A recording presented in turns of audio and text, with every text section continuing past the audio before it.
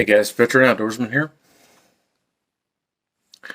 And what we're going to talk about today is the Stihl MS170.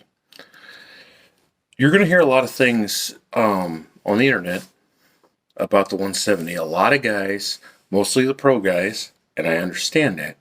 There's some caveats there, are going to say they're junk because they're homeowner saws. There's a reason they say that, because they've got a plastic case. They don't even have an adjustable carb. They certainly don't hold up to a pro level saw. No doubt about it. Stihl does not make a complete pro level saw of this size and power range that I'm aware of, at least in the United States. There's some the guys will call the pro saws, but Stihl actually lists as the intermediates, the farm and ranch saws, which is really just a beefed up homeowner saw. But there is a really good spot in the market for this type of saw. If you're, and I'm going to show the saw here in a little bit. If you are the type of guy that needs a saw for camping, cut up some firewood, clear a tree out of the road, something like that, for hunting, for just maintaining a small piece of property, for trimming trees, things like that. I've used this thing as a hedge trimmer. You're going to get a lot of long years of good use out of this saw. If you cut a cord of small wood a year for your fireplace or something like that, you probably get some good use out of this saw. The bad parts I'll get out of the way first. It does have a plastic case. It's a homeowner saw. It does not have an adjustable carb or an adjustable oiler. Those can be remedied. Cost a little bit of money, but that can be remedied. The oiler, some guys say you can just drill out the port. I'm not brave enough to do that, but I believe there's some other oilers, like possibly from a 250, etc., that'll work. If you want an adjustable carburetor for an MS250 will work. And I'm going to suggest that with some mods and things as we go on a little further. It is a little underpowered. It's a 30cc saw. It's not made to be a barn burner. That's the biggest complaint you're going to hear, is they're underpowered. They are. But it's got the amount of power that it was intended to have. It's not meant to compete with your old 034, your 362, even your 260, your 026. It's not made to compete with those, or even an 024. An 024 would be comparable in weight with much more power. Those are actually really good saws if you can find one. An 024 Super, an excellent saw. But it's made for the weekend warrior that cuts a little firewood for camping, that trims a few trees to get them out of the way of the road, that trims a tree that's getting in his gutter, the guy that cuts up some firewood for his fireplace every now and then, things like that. They're not made for the pro guy. It is a good trimming saw. Now that I cut wood for my house to heat, this has gone from my only saw to my lemon and trimming saw, and my spare backup saw. If I get my blade hung up or something like that, it'll bail me out. So let's take a look at the saw. Now, the first thing that a lot of guys are going to tell you is you're not going to get any years of use out of this thing. Now, you're going to see it's filthy, but it has not seen easy use by any stretch. Okay? Just to show you, yes, this is a 170. MS170 right there. It hasn't seen, easy use by any stretch. This thing has banged around in the bed of my truck more than most of my tools. It has been, I have had to chip ice off of it to use it because it sat in the bed of my truck. Snow, ice, etc. Oh no, a limb's down, I've got to cut it up, break all the ice out of it. Okay, that's not the ideal way to store saw. I understand that.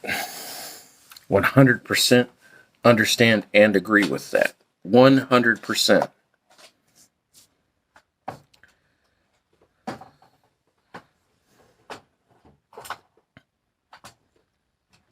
But with that being said, it has withstood that kind of abuse. Now, if I unsheath this, you're probably going to notice something right off the bat. It's got an Oregon bar.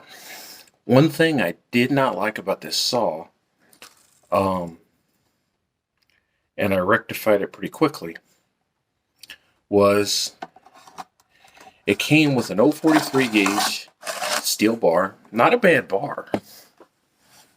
A Pico chain.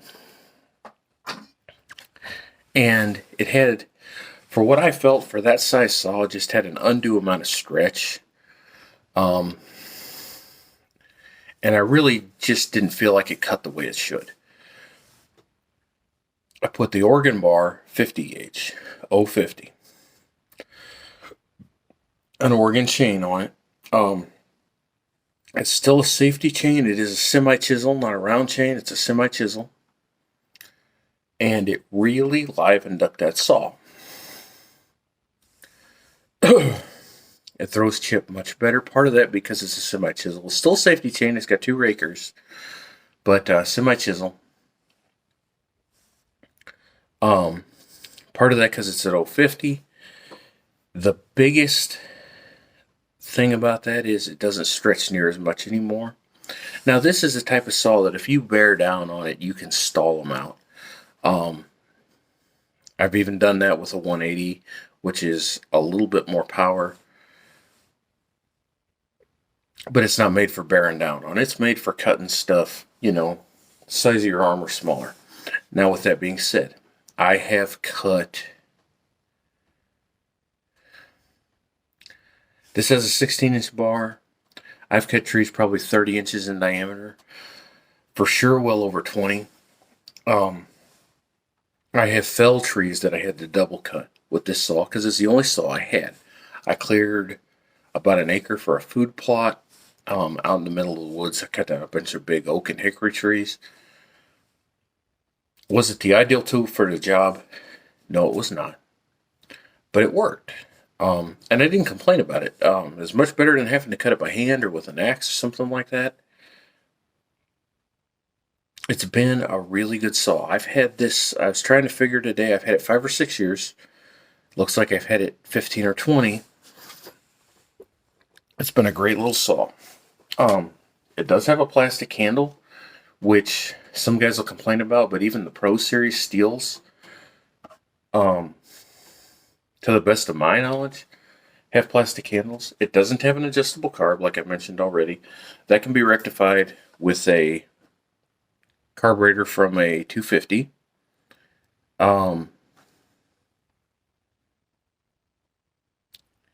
It has the normal oil leak that all of them have. If you loosen the cap before you put it away, then tighten it back up, it leaks less. But it does leak bar and chain oil. I do wish that the oiler oiled just a little bit better. It's okay. I don't have a problem with overheating the chain or anything like that, but I wish it just did a little bit more. My other saw has an adjustable oiler, and no matter what size bar I've got on it, I just crank it all the way up. That's the way I like it. I like to be able to shoot a stream of oil. You can't do that with this. Some modifications that I would recommend on this saw, if you want to do some serious use and maybe get a little more power out of it, would be certainly the 50 gauge chain, the 050 chain. certainly upgrade to an 050 bar and chain. Keep your 043 and that chain as a spare. I've got mine in the back here as a spare. If I break a chain or something like that, I just swap out the bars and chain. I've got it right there. But I keep spare 50 chains as well, so I haven't had to do that yet. But I would recommend that right off the bat. Some guys say, well, for that price difference, I go ahead and go with a 018 or a 180. Problem with that is it's still got the 043 Pico chain, and I would still recommend upgrading to the 50 gauge chain. But that's me. Some guys, not so much. For me, this is I believe it's a 3/8 050 low profile. I like it much better than the 043 Pico chain. I didn't have to modify the gears or anything like that, put a different sprocket on it or anything. It's been a good saw. But I would recommend that off the bat. Something you may want to do is put an adjustable carb on it. Like I said, a carburetor from an MS250 or 210 will work on this. I would recommend a Warbro. I think I mentioned that already. I would recommend a Warbro. I've had good luck with Warbros. They're fairly inexpensive, but they're good quality carburetors. If you want to go cheap, get a Holtz Pharma. Just know that you may have to replace some components on it. Sometimes the floats aren't the best. Sometimes they come with valves that aren't fully drilled out, or not valves, sorry, jets that aren't fully drilled out. You got to clean them out, things like that. I've heard some weird stories about those.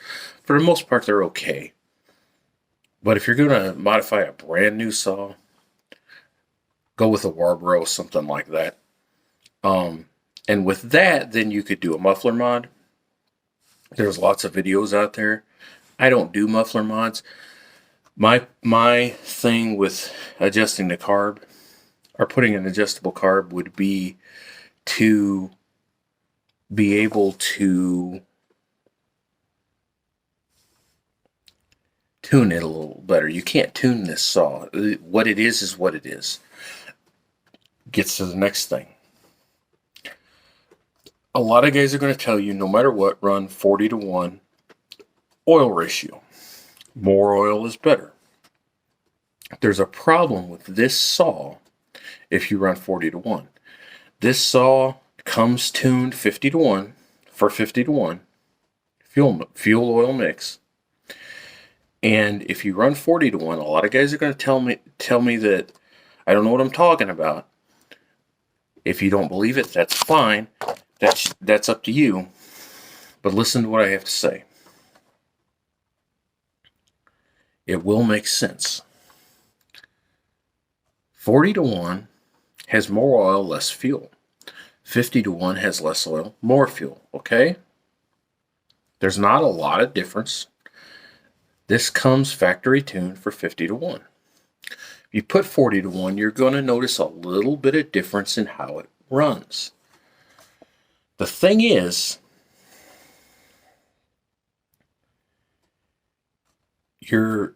as you're burning, you're sucking in the same amount of fuel, of liquid, but it's got less fuel in it, which means you're actually burning lean. And you can overheat these saws and you can score pistons if you run them too lean. You can't adjust the carb on this thing, so I stick with the fuel mix that it came with. Personally, though, this thing has seen, I'd say, a couple thousand hours of use. It speaks for itself. It's been abused. I've seen a lot more use than guys say you'll get out of this saw. And I've done a lot of things that people would never do with this saw, cutting up 20 to 24 inch trees, felling, limbing, and bucking big trees like that. You just got to take care of it. Keep up on your maintenance. The only thing I've ever done to this thing is replace spark plugs, oil filter, fuel filter, changed out that bar and chain. That's all I've ever done to it. clean it up every now and then. It doesn't look like I ever clean it up. But that's all I've ever done to it. It's a great running saw. Always start second or third pull. Great running saw.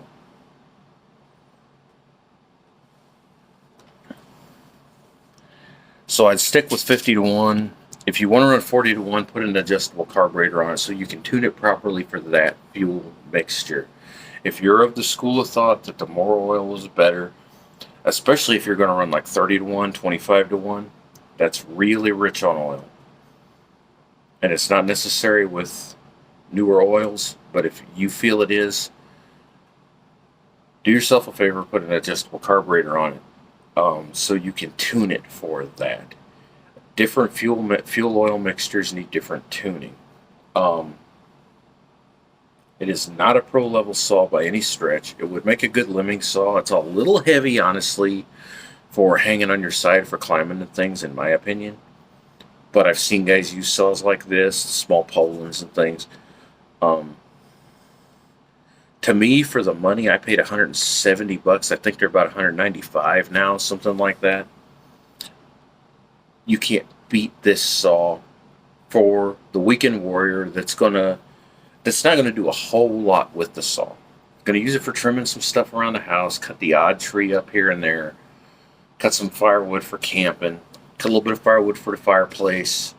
Now one that you use for heating, one that you just use for ambiance, things like that, a cord or so a year maybe. Although there's a guy at work that burns 4 cords a year and he uses this same model of saw, cut 4 cords a year.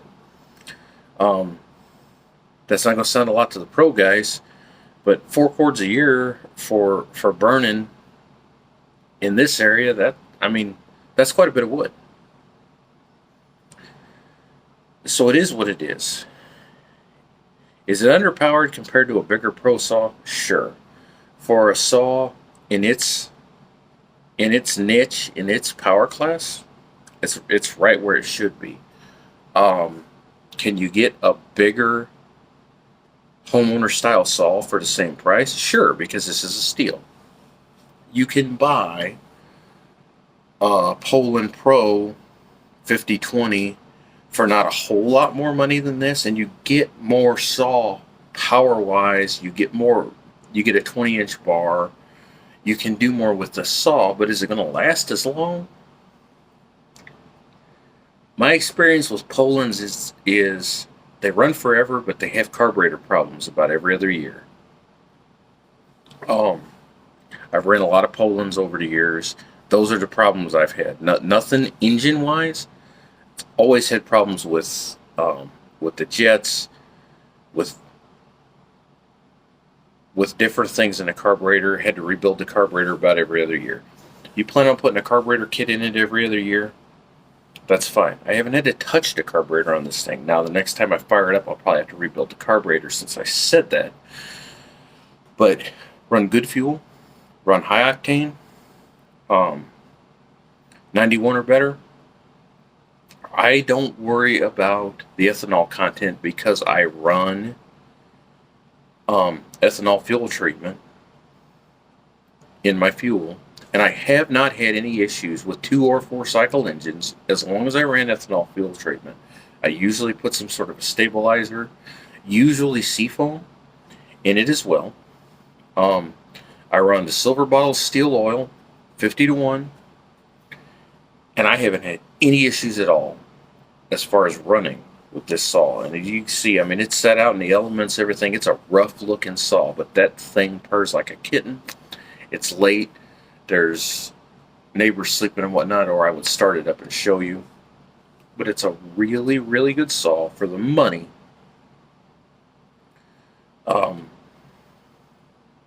You'll get a lot more hours out of it than people are going to want to make you believe, especially the big pro guys that are going to abuse the crud out of these saws, and they're going to break them in a couple of months. I've got no problem saying that. You're using it on a pro level every day for hours at a time, you're going to break this saw. You're a weekend warrior. You cut a little bit of wood here and there. You trim some trees, trim some bushes, things like that with it. This thing is going to last you virtually forever. I should get at least 10 years, if not 15, maybe 20 out of this saw with the use that I use it, especially since I've got a bigger saw now. My next video is going to be on my bigger saw. I'm not even going to tell you what it is. You're going to have to tune in to find out.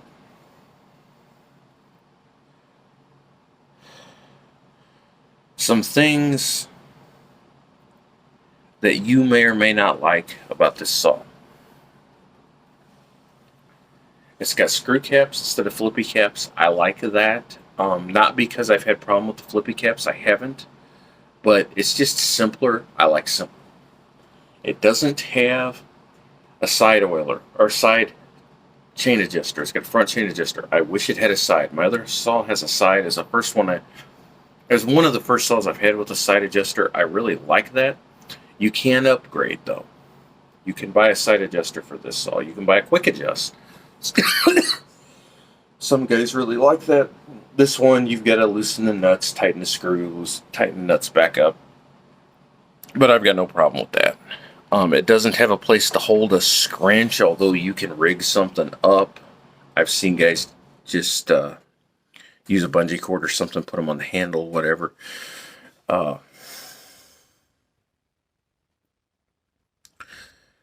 So for me, something that I would say, and I'm looking for a rag to clean off my hand, something that I would say is mandatory, in my opinion, to change would be the bar and chain. Can you get away with a smaller chain? I think you're going to wear the chains out a lot faster. To me, go with an 050 chain. When it comes to replacement chains, I prefer Oregon over Stihl because I haven't noticed any difference in quality and they're cheaper. And Oregon's a well-known brand. I use Oregon files as well.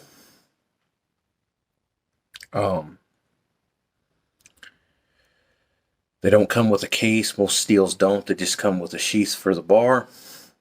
I'd buy a case so it doesn't end up looking like mine when it lays in the bed of the truck forever.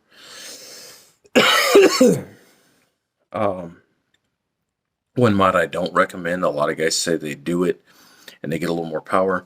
I don't recommend taking that spark arrestor screen out because who wants to risk starting a fire? Most of the cutting I do with this saw is in deep woods with a lot of leaf cover. To me, it's just not worth the risk. Have I ever known anybody that started a fire with a chainsaw? Maybe one, but it's certainly possible. It does happen. It's not worth the risk, in my opinion.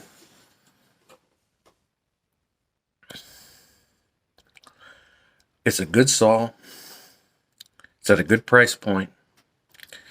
If you want a better brand saw, such as Stihl, Husqvarna, Echo, something along those lines, Dolmar, whatever, this type of saw is a good way to get you into that for a lower price. You know, a lot of these saws are going to cost you $600, $800, $1,000, $1,200. This saw, a couple $100. Buy a few spare chains, upgrade your bar. You're good to go for a long time. But don't come back to me and say, well, you know, I cut four cords of wood over the weekend and the saw crapped out on me. Well, yeah. It's not made for that. I'm not saying you can't. I've done stuff like that. But that's not what it's made for. It's made for occasional use. It's made for use around the home and things like that. And for that, it excels. And to me, it's better than a Poland, a cheap home light, etc., in my opinion.